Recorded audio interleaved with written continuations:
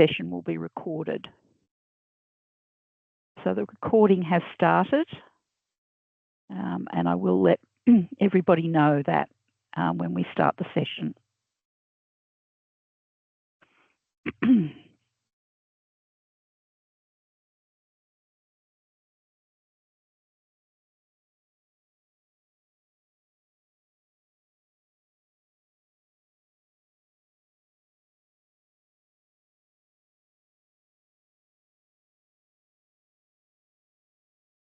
So we have 10 people in the session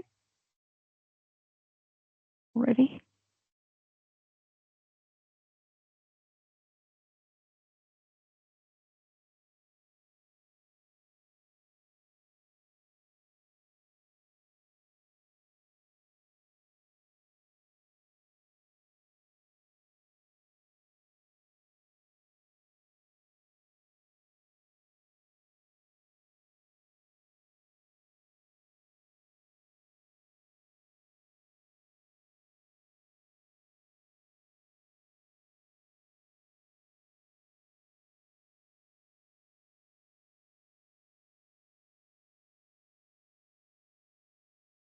Okay, so it's 5:30 and we'll get our session started.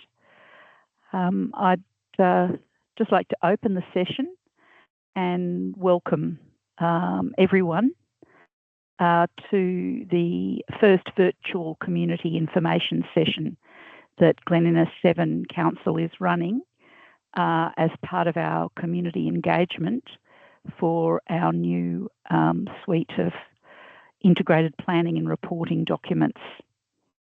Our community engagement runs through until the 6th of June, and towards the end of the slide pack that I'll be running through, we'll provide some additional information about how you can be further engaged and get further information.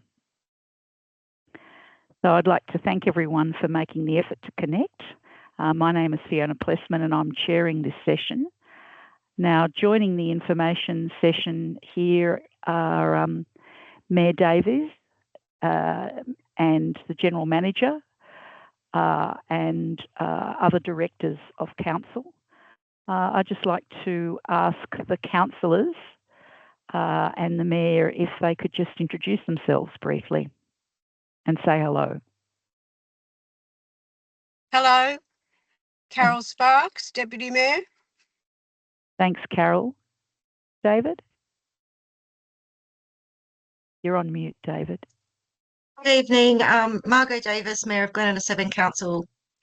Thanks, Margot. David Scott, Councillor. Are there any other councillors online? I can't see them all. Max Elphick, Councillor. Good evening, Councillor Elphick. And staff that are on have joined the information session to answer questions and provide further information. Would you like to introduce yourself, Bernard Smith? Bernard's our General Manager. Yes, welcome, Bernard Smith, General Manager, Glen Innes 7 Council. And we also have the Director of Corporate and Community Services. Lindsay, would you like to... Lindsay Woodland. Yeah, I'm the Director of Corporate Community Services. Thanks for attending tonight. Another director that we have online as well, the Director of Place and Growth. Rihanna, would you like to introduce yourself and say hello? Hello, thanks for attending, everyone. Rihanna Sheridan, Director of Place and Growth. And the Director of Infrastructure Services. Anthony, would you like to introduce yourself? Good evening, everyone. Tony Camphorst here, the current Acting Director of Infrastructure Services. Thanks, Anthony. And Sibylla Matthews, who's the Media and Communications Officer here, who will be monitoring our questions and comments as they come in. Would you like to say hello, Sibylla? Yes, hi everyone. I'm here to read out your questions at the end. So if you use the Q&A tool up at the top of the screen there, feel free to type in your questions there. Not just questions, any comments you might have, we're very keen to hear them. And all comments and questions will be recorded as part of our report to Council on the 19th of June. We will be reporting to Council on the feedback that we get from the community about the proposed plans that we'll be covering tonight. So I'll move into the presentation and we may have people that will be coming in and joining this session. We will be finishing the session at 7 o'clock and we may have people that may come in up until that time. So the purpose of tonight's session, sorry, I'm just trying to find my way through. The purpose of the meeting and this session is to really answer your questions and receive your feedback regarding our new draft community strategic plan, our long-term financial plan, which does have a proposed special rate variation proposed, and 4 scenarios to take you through in this session, our draft delivery program and our draft operational plan. And I just remind you once again, you can ask a question or make a comment at any time using the Q&A icon at the top of your screen, but we'll go through those. We'll read each of them out once this slide presentation is finished. There's about 30 slides, so that'll only take about or less than 30 minutes. So Council provides approximately 28 services, and I've got them listed there. I won't read through them all, but they're fairly wide-ranging. And we have a number of staff who are responsible for delivering those services to over 8,800 people in the 5,487 square kilometres that make up the Shire. So the staff cohort is 189. 113 of those staff are full-time, 24 are part-time, and 52 casual staff. And there's been quite a lot of preparation for Council in preparing our new and revised plans. This planning began in 2024 and indeed before then, where Council reviewed all its community engagement and community satisfaction surveys, and indeed ran another community engagement in 2024 called Towards 2035. We undertook a financial sustainability review. We implemented a service review framework, and from that developed a business improvement plan and Sorry to interrupt, Fiona. Yes. I just want to note that I don't think the slideshow's moving. Is everyone else getting that as well? Yeah, Yep. so the slideshow's not actually moving at the moment. Oh, thanks for, letting me know. So, just got to...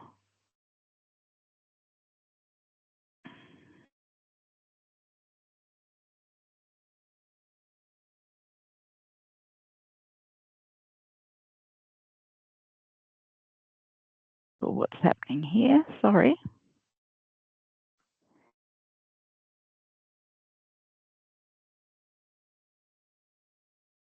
Very sorry, everyone. I'll just take a moment to... There we go. Are people able to see the movement of the slides at the moment? And I'll just take us, there's the services. Here's the information about the staff and the population of the Shire, and the information that I just went through about the sort of planning and the review process that took place to prepare the plans. The 20 Towards 2035 community engagement that took place last year asked people about their concerns. And this is the feedback that we received. Some of the really three top community issues were healthcare, infrastructure and public services, and employment and economic growth. And when we asked people, what would you like to see in your local government area in 10 years' time, they talked about improved community facilities like all-aged playgrounds and public amenities, upgraded medical facilities and more doctors, and improved infrastructure, for example, urban roads and street beautification.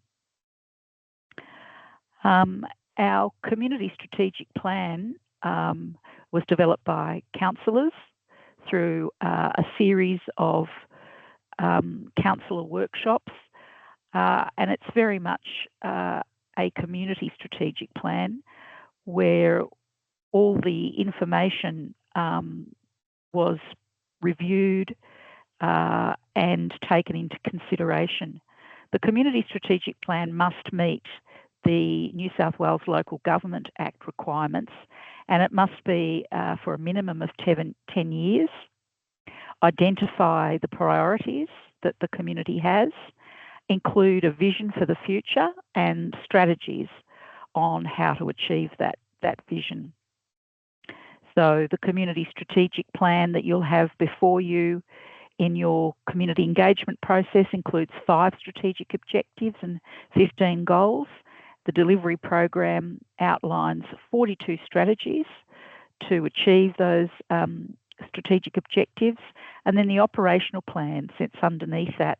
It's a 12-month plan and has 118 actions in it. So this is the vision and 5 strategic plan objectives that you'll see in the community strategic plan and also in the delivery program. And the vision that council's working toward is to transform today for a thriving tomorrow. So the delivery program, which is available, and the community strategic plan at the Glen Innes 7 Library and at the village libraries, they're available for people to have a look, and indeed online. All our new strategic plans and long-term financial plan is on council's website. So the delivery program sets out, as I said before, 15 goals and actions that council will, over its 4-year term, aim to achieve. Though we have, after the review of our financial position, found that council will have limited financial capacity to achieve all those goals in the delivery program and community strategic plan. The community strategic plan and delivery program really aims to achieve some growth and prosperity for the Glen Innes 7 area through modest annual initiatives, so nothing too big and shiny, but modest initiatives to build on what we have in the Shire and to create opportunity for future growth and prosperity.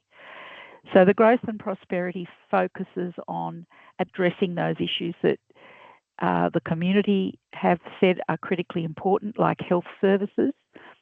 So the Growth and Prosperity Program aims to improve access to health services with a modest annual allocation of money to facilitate that process. There's an economic development strategy, but this program aims to implement that with a $250,000 per annum allocation. And that program aims to attract a diversity of business and see growth in the visitor economy.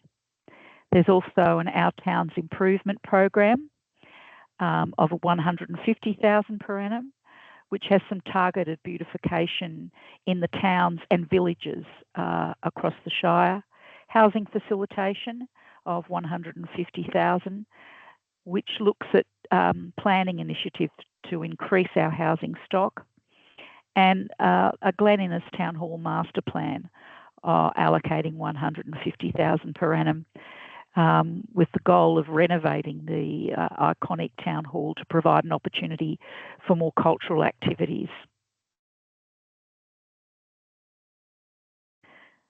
So to be in a position to deliver on all our services and our growth and prosperity program, council is required to be financially sustainable. Indeed, the New South Wales Local Government Act requires all councils in New South Wales to be financially sustainable for future generations.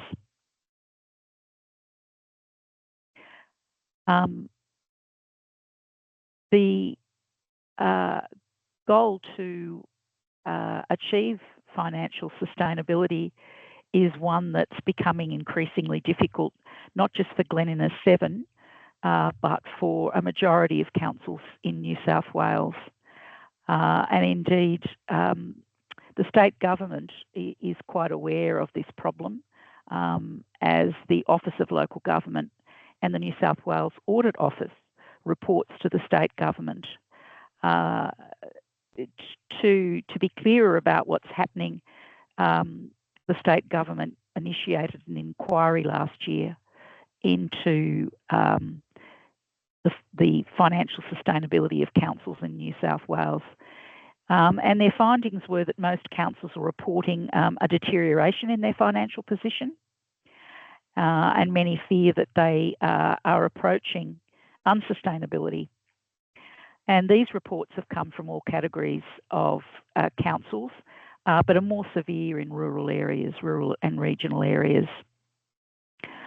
The findings, to be more specific, have said that in the 23-24 financial year, there were 47 councils reporting an operating deficit, representing 40% of councils in New South Wales being in financial stress.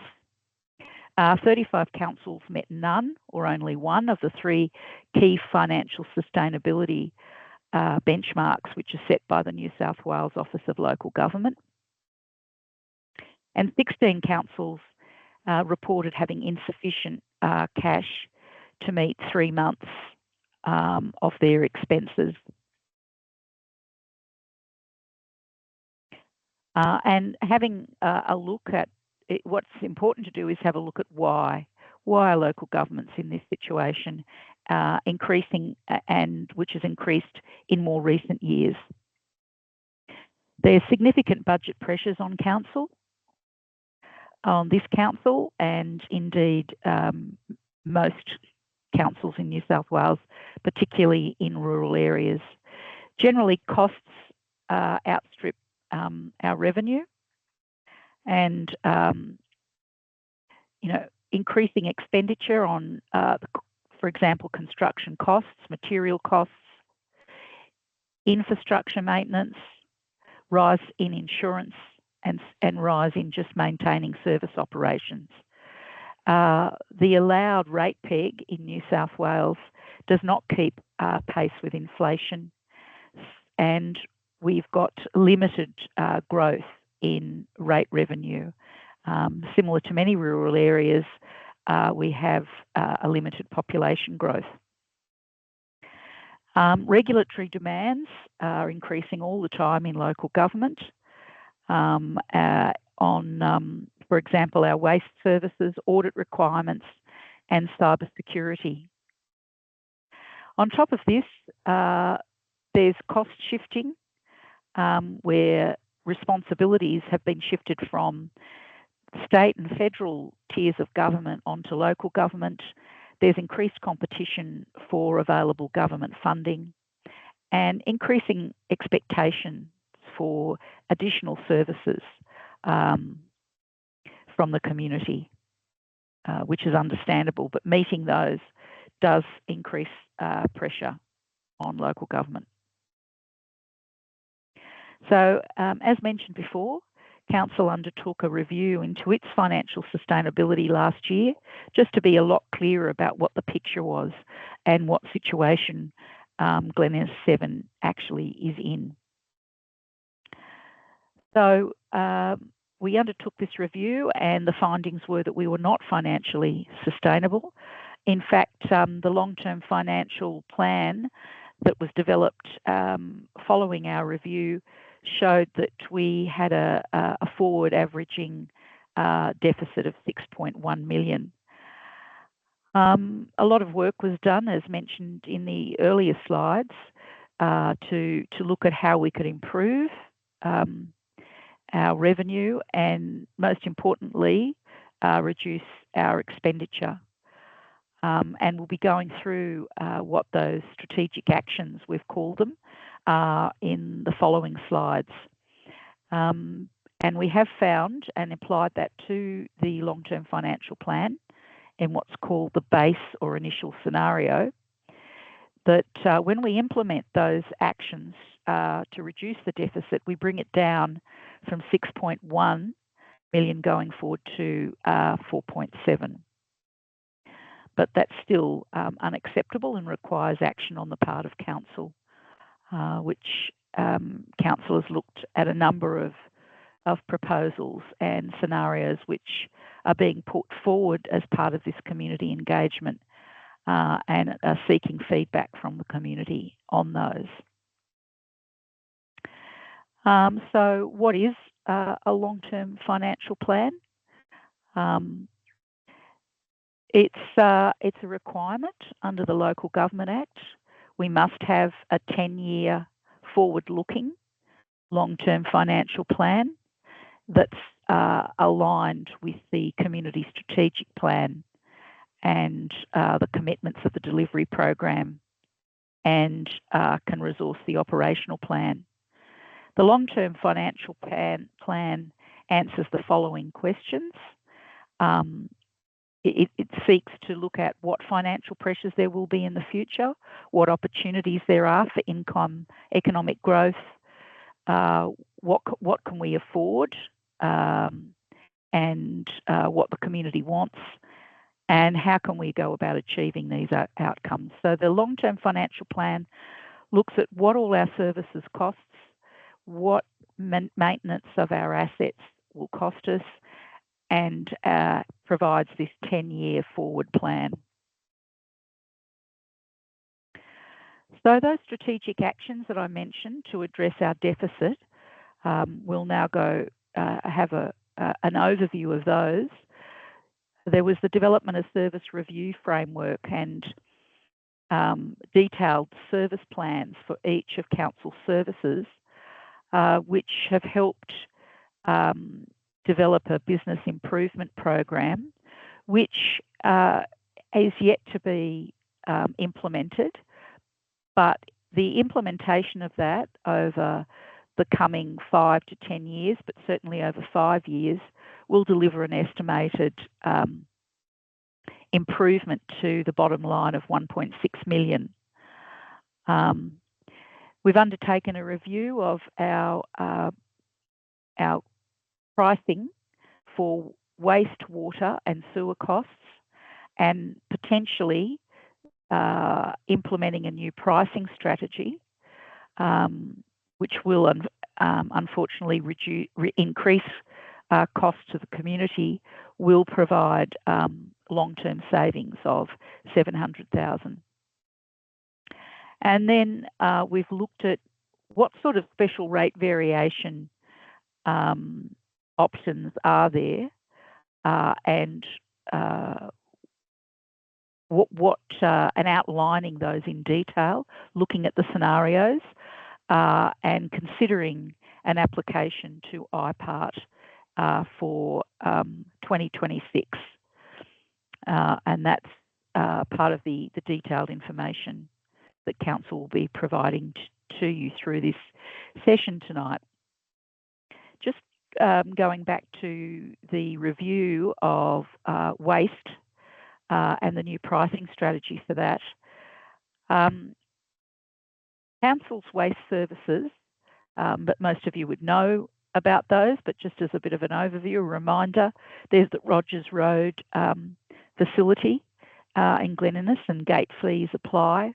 There's the rural landfills of Red Range, Deepwater and Emmaville, and no gate fees currently apply there.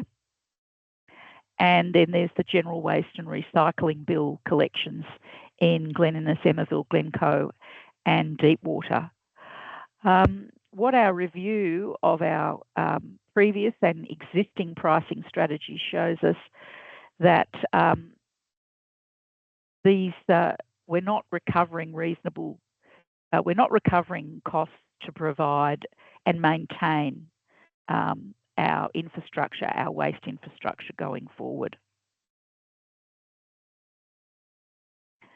So the proposed new waste, water and sewer pricing strategy is before us because Council has not been recovering costs to maintain the landfill and particularly the infrastructure and provide those reserves that will be required to do the remediation work and capital works required to maintain and meet the demands of waste and landfill going forward. So there's proposed increase in charges going forward, which are outlined on the slide that's on the screen at the moment. And also provided on this slide are the current costs at neighbouring councils, smaller neighbouring councils such as ours, like Tenterfield and Uralla. So we'll be able to provide further information as we go forward, and I believe that there's a more detailed engagement around the waste fees being provided to the community, but we needed to make that quite clear to you as part of this of these changes coming forward. Now, about the those scenarios that were mentioned for a special rate variation, the 4 scenarios that are outlined in the long-term financial plan. I'm just going to overview those. With the first one, the first scenario, we've titled that Managed Decline, and it's our base case. It's the as-is scenario, which is no special rate variation, only the allowed rate peg applied over the next 3 years. This scenario does include implementing those strategic actions that were outlined in the previous slides, and it shows that how council will perform financially if it continues to deliver, if we continue to deliver the services that we are and maintain our infrastructure at the current levels. The base case or the managed decline is not sustainable, and council really need to increase revenue or reduce services under this model. Scenario 2, which is titled a sustainability model, and this model this scenario has been modelled over a 2-year period, and it includes applying for a special rate variation of a cumulative value of 55.49%, which would begin in the year 26-27 with a 28.5% increase and finalise in 27-28 with a 21.0% increase. So how would that impact the average residential rates? The impact is there on the screen of $229.18 in the first year and $276.64 in the second year, which is 27-28. It would affect the farmland average rates with an increase of $1,045.56 in the year 26-27 and $989.98 in the year 2027-28, and then back to the rate peg in the third year, $171.12.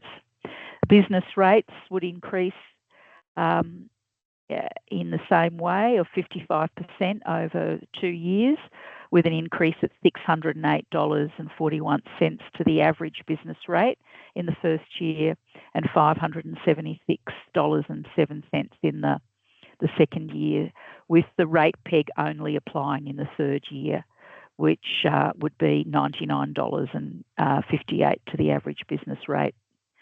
So this scenario would allow council to be financially sustainable by 28-29, providing the current services, and it would provide a modest surplus. But we wouldn't have any of the funds to deliver that growth and prosperity program that was outlined in the previous slides. There's a third scenario, and indeed one more after that, so nearly there. Scenario 3 has been titled Growth and Prosperity because it aims to deliver part of that growth and prosperity program. It's a cumulative increase of 61.75% in total over 2 years, 31%, 31.5% in the first year of 26-27 and 23% in 27-28. That would be the second year. So it's very similar to the sustainability scenario and only models 2 years of growth in rates and reverting to the rate peg in the third year. So the average increases are up there on the screen for residential rates and for farm rates and for business rates. This scenario would allow council to be sustainable and have a modest general fund surplus, slightly higher only though than the sustainability scenario. Would be sustainable by the year 28-29, with some limited opportunities to deliver some elements of the growth and prosperity program as outlined in the previous slide. So the growth and prosperity scenario is over a 3-year period. It is higher, it's a 68.50%. It's implemented over 3 years, 26.5% in the first year, 20% in the second, and 11% in 28-29, the third year. So the increase in residential rates is up on the screen, as is the increase to the average farmland rates, an increase to your average business rates. This scenario allows council to be sustainable with a surplus in 28-29 to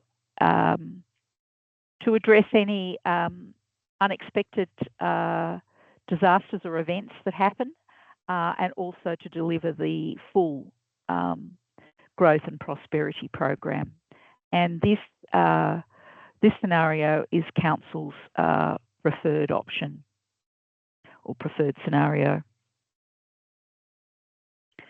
So those 4 financial scenarios that we've just been through, this is their comparative impact over the 3 years. And as you can see, the sustainability 2-year and the growth and prosperity 2-year are quite similar, with an initial greater impact to the ratepayer in that first year, a reduced impact in 27-28, and back to the rate peg in 28-29. The 3-year growth and prosperity scenario has a flatter impact overall. So we've looked at each of the scenarios and looked at what their impact would be under each rating category on a weekly basis. So what would the impact be to residential rates and to farmland rates on a weekly basis? So the comparative cumulative impact for the 28-29 overall, of course, with managed decline, no SRV, is $1.93. The sustainability 2 years is $11.86, and growth and prosperity $13.13, and growth and prosperity 3 years $13.50. Farmland, of course, has a greater impact over that 3-year period, and you can see that impact there on the screen. And then going to the business rate, the impact on business rates on a cumulative basis is for the first scenario, which is no SRV, it's $4.02, increasing with sustainability scenario of $24.69 a week. Growth and prosperity 2 years, $27.34, and growth and prosperity 3 years, $28.12. What do those scenarios look like over a 10-year period? And you can see that it's quite hard to see the difference between the sustainability scenario and the growth and prosperity scenario. They sort of merge together, where the growth and prosperity is slightly ahead in terms of the surpluses that it provides.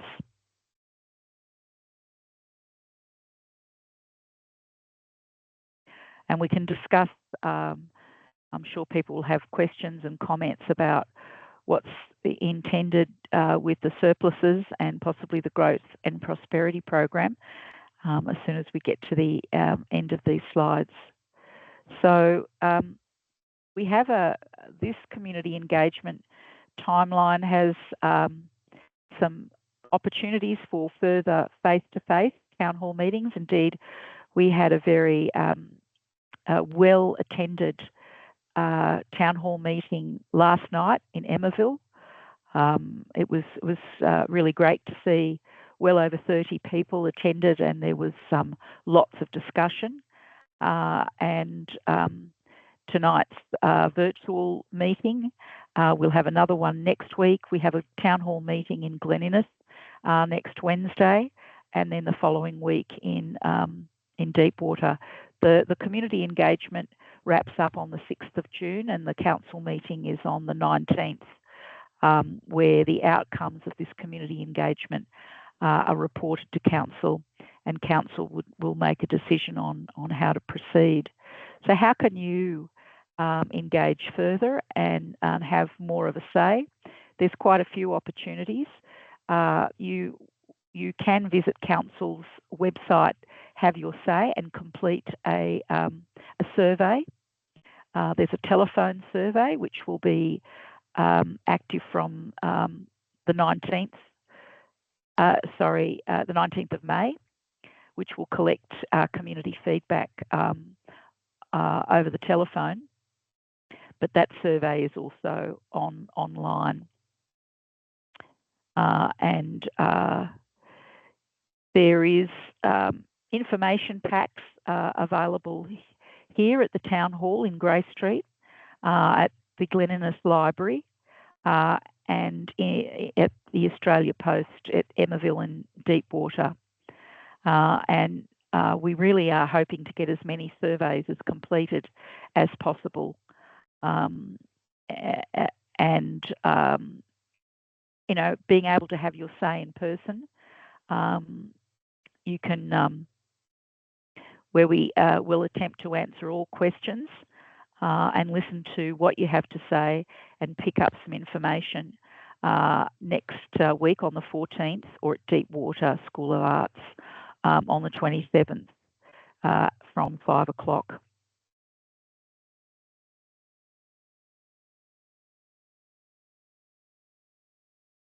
So these are the virtual information sessions. So there's further opportunities to come in online.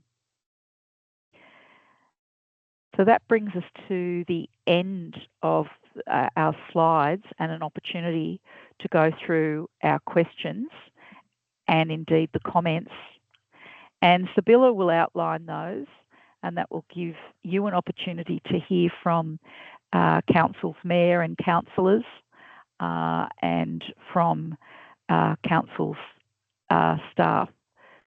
So I'm going to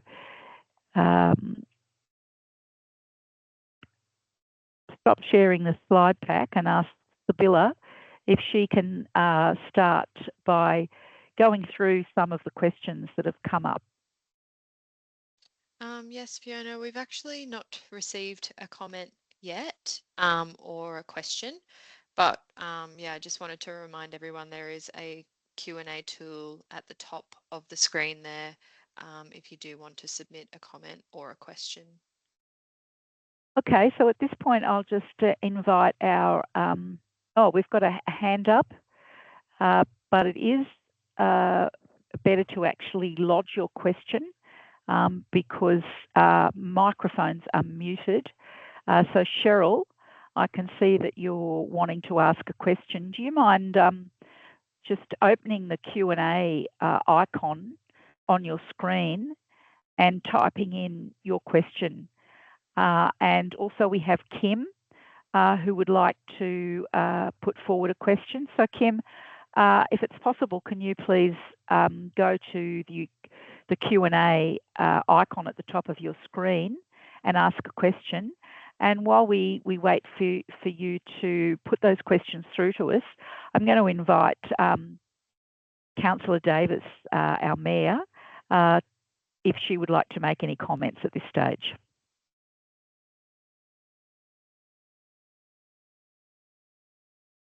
Sure, no problem at all. I think we've got Kim and Cheryl and David, who's an employee, Rob and Ron on the call, some of which haven't probably been on the entire time. But just thank you for coming online. I do encourage you to come to the face-to-face session as well. These plans are really critical for council to be able to focus and move forward. Even though we are talking about an SRV, the plans that we've got out on public exhibition, there's been a lot of work go into them and they are really holistic. They do provide the direction for the community more broadly, taking on your feedback and also the delivery program, what council will deliver. You know, the hot topic, I guess, during the consultation is the SRV. Council aren't financially sustainable. We all put our hands up and acknowledge that. There's been a lot of work done through the long-term financial plan and the modelling of the scenarios that we have provided you with tonight really do indicate the size of the problem, I guess. So I really want to make sure you understand that this is a process and this engagement is one step in that process. Fiona mentioned earlier that there's a preferred scenario, scenario 4, and certainly we just need to clarify that that is in the documents and in the council report from a council officer point of view, that is the recommendation. Council itself, as in your councillors, have not resolved at this point in time option. That is to come later on in June. However, those councillors that have attended the financial sustainability workshops, and there was 4 of them, will understand the position that we are in and that the baseline scenario of sustainability scenario, the second one, is the one that essentially will get us to a financially sustainable position in 28-29. The other thing to be really clear about is that these increases aren't ongoing. And I think Fiona pointed out that in the 2-year scenarios, the 3rd year goes back to the rate peg. The 3-year scenario goes back to the rate peg in the 4th and ongoing years. Certainly, as council, we have a responsibility to make sure that we are financially sustainable, but we also want to deliver to the community's expectation and to their needs. And so that's why we've got the growth and prosperity scenarios, which allocates additional funds to certain things that are important to the community. So we do also recognise that no one wants a rate rise. We certainly, as councillors, as staff, we do not want to be having this conversation. It's not a pleasant conversation for us. It's not a nice thing for you to hear. And we do understand that a number as big as 68% is a shock to you as in the community. And we do understand that. I guess part of the benefit of the growth and prosperity scenario is it has a lower year-on-year impact. So, you know, of the 3 scenarios that take us towards financial sustainability, that is the one that is the lowest percentage in year 1, the lowest percentage in year 2, but it does have a 3rd year percentage. So when you're considering your feedback, I do ask you to think about not just the cumulative number, which includes the rate peg, but also over how many years. And do watch the videos online that go into more detail around our financial sustainability, how rates work, and also a special rate variation and what that is and what it means and the process that we undertake to do that. So the next step after the consultation, as Fiona said, is the council meeting to decide whether we move forward with a special rate variation application. Council staff are working really hard on a number of projects at the moment during that time. And eventually we would need to notify IPART, I think it's September, Fiona? September, October, Yep. of our intention to put in a application. So, Correct. so yes, I'll leave it there. Please do come along to the face-to-face session because, you know, this information, it's a bit more interactive than this online session, and we'd love to see you in person. So please do come along to those as well. Thanks. Thank you very much, Mayor Davis. While we're having a look at how we can, Sibylla, has anyone put up anything on the Q&A yet? No, not yet, Fiona. No, is it? I just wanted to, just quickly remind that the chat is closed off, but the Q&A is open. So that is where you can submit your question. If we're not getting any, I can open the chat up. I think we might have to open the chat up so that people will chat, or maybe open the visitor mics if that's possible, so that we can hear. That we can hear from people. Now I know that Cheryl's had her hand up for quite a while.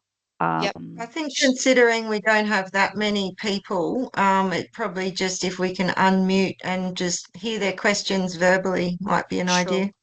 I'll just unmute Cheryl now. As to start with, and then everyone else who had their hand up, if you could put your hand up. So, Cheryl, are you able to ask your question? So I've just letting you know, Cheryl, you'll have to unmute yourself now. So I've just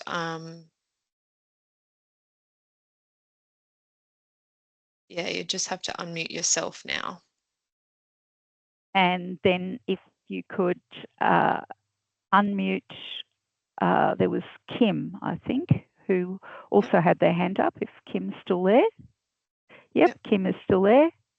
Just so Kim, you'll have to Kim's unmute mic. yourself now. Kim's mic is muted. So Kim, if you can hear, you've still got your hand up. If you can unmute, you'll be able to ask a question.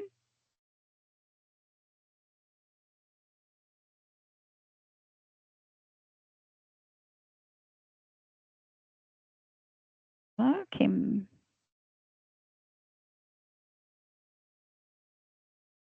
Kim's not muted and not unmuted. And we can't see anything coming through on the Q&A or even on the chat. Has the chat been opened?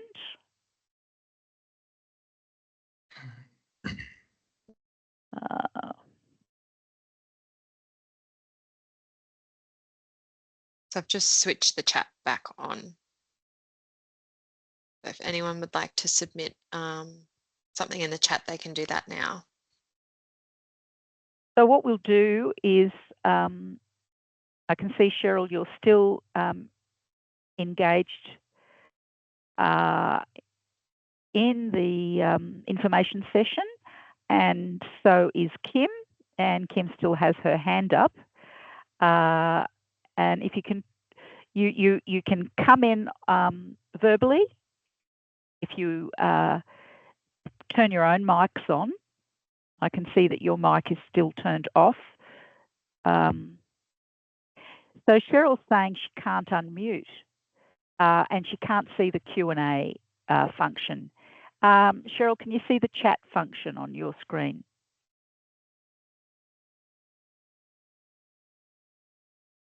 So we've just had a question Cheryl. come through. Okay, can you read that question out, please? Yep. So this question's from Kim. What services under number 1 would not be available? Would be not available.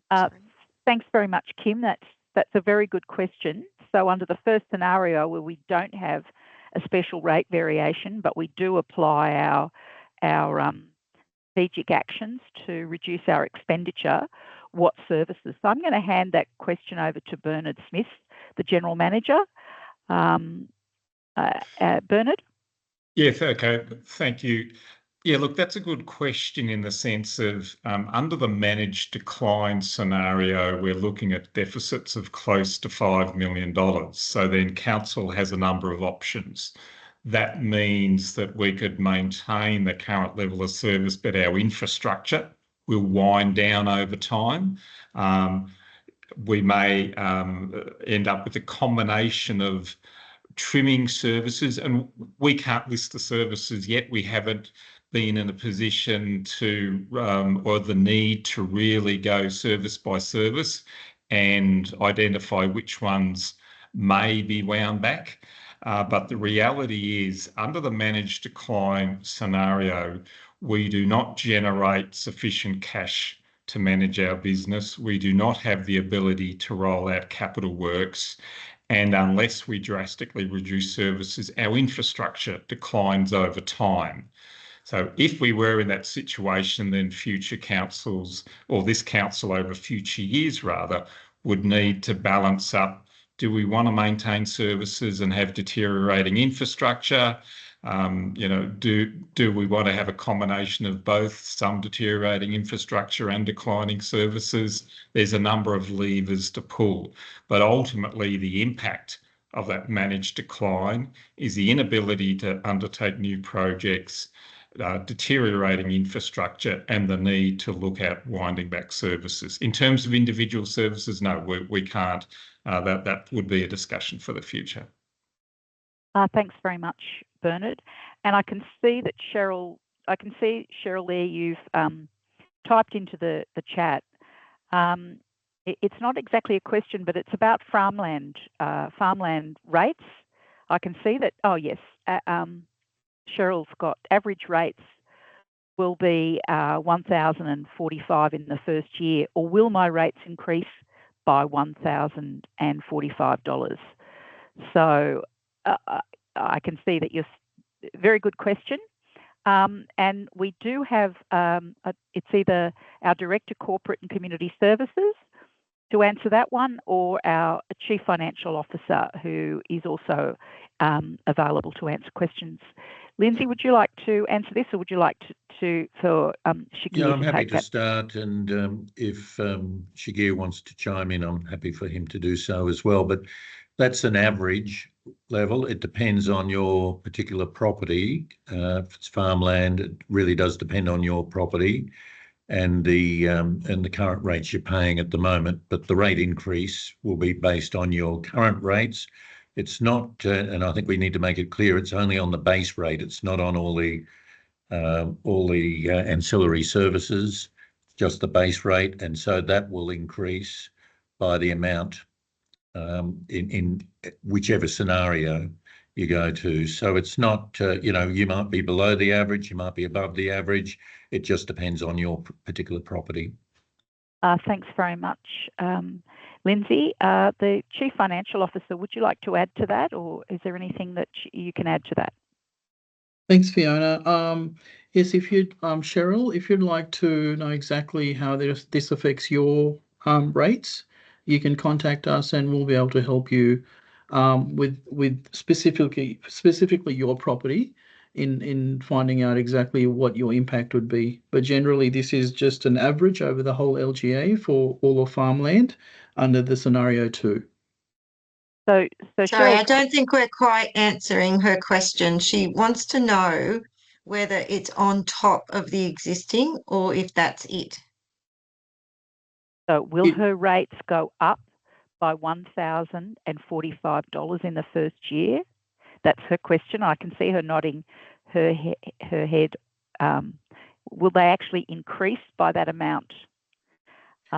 Yes, correct. It will increase. It will increase. There's Cheryl, an average increase of that amount. Yes, correct.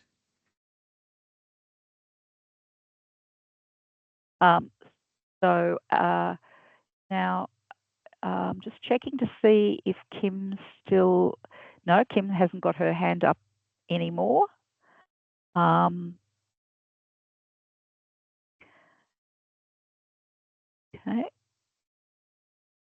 And there isn't anybody else that I can see at the moment. And Kim, did you have a particular question that you were going to try to? Yes, Cheryl's actually adding here that the slides seem to contradict this, saying it will increase to this amount. Oh, and Kim's also saying that her question was answered. That's good. Thank you, Kim. So, so the comment that Cheryl's making is that the slides seem to contradict this, saying it will increase to this amount. Okay, rather than saying that the rate will go up by this amount. Okay, so you're letting us know that we really need to make our slides a lot clearer to let people know that their increase will be $1,045. That's correct. Thank you, Cheryl. We will do that to make sure that that's clearer to people. Yeah, but it depends on what, Councillor Errol, it depends on what the average farmland is. That's right. Yeah, what the land value is, and that's right. So we're only aiming for an average. That's what we're trying to give people an indication. And also you noted that the Chief Financial Officer said that, and we are going to be offering that to people, you can contact our council. We may not be able to answer your questions straight away, but we will certainly have the Chief Financial Officer will look into that and give you information on exactly how much your rates will increase by for your property, for each one of the scenarios, if that's what you need, that information. So if you can reach out, the customer services officers who take the calls and that are on the front desk are happy to take your inquiry and then forward it on to the Chief Financial Officer, who will provide that information for you. Okay, just going to check in. This has been our first virtual information session, and it's certainly the first online information session I've ever tried to chair or facilitate. So thank you everyone for being patient. if we don't have any further questions, or if no one has any particular comments, we'll probably wind up over the next minute or two, but I'll just check in case there's anybody has anything in particular to say. You'll note that we're still recording. We have recorded this. Each of these sessions have been recorded with the intention of making them available online, so that anybody can go in and have a look at the information that we have. We've also got some very informative videos online from experts in rates and special rate variations who can provide further information if you're interested. Does anybody have anything else they'd like to add?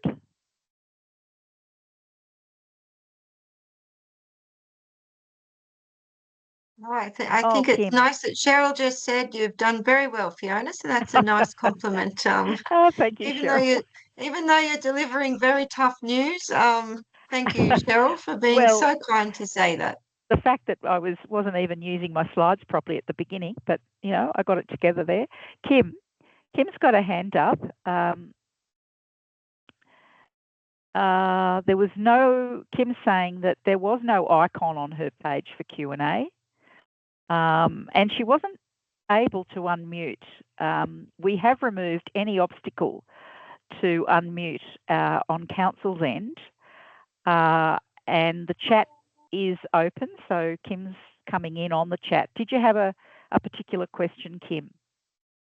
No, you've already said your previous question was answered. But yes, thank you for that feedback, Kim. Kim's saying for future virtual sessions, which we have another one next week, it would be a good idea to keep the chat open, so we will do that. We'll certainly have a look at how we've run this one and try to improve it going forward. And I would encourage you to please come along to, if you can, to one of the face-to-face at either the Glen Innes Town Hall or Deepwater. We'd love to see you there, and have as many questions or comments prepared as you can. And please complete a survey if you can get online and do it online, or come along and pick up a paper copy, because we'll be using all that feedback. So we got a thank you too from Kim. So thank you to everyone. We'll wrap up at 6:30, and everyone's participation has been very much appreciated. Thank you to the Mayor and to all councillors and to council staff.